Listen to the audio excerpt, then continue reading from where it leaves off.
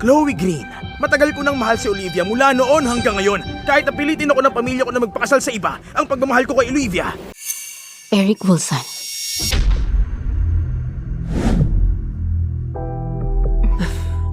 Sabi ko na nga ba, sa lahat ng mga lalaking to, matagal ka nang in love kay Eric. Alam kong siya ang pipiliin mo. Ang mga Wilson, kahit na hindi masyadong kilalang pamilya, alam naman nating mabuti sila.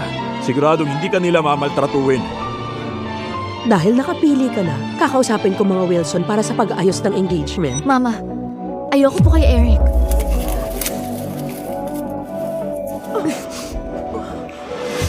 Anong nangyayari? Di ba in love ka kay Eric? Hindi mo ba naaalala? Noong nag-aaral ka pa, sinasabi mo wala kang ibang pakakasalan? Ma, wala na po akong nararamdaman para kay Eric. Pero bakit?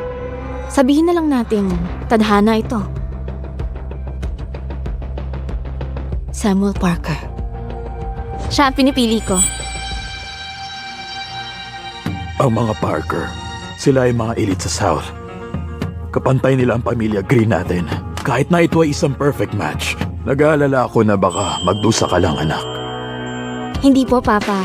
Kailangan ng pamilya natin ng malakas na partner. Handa po ako magpakasal sa pamilya Parker. Napagdesisyonan ko na, Ma, si Samuel Parker lang po ang pakakasalan ko. Sige na nga. Kung ganun, kakausapin na namin ang mga Parker tungkol sa kasal.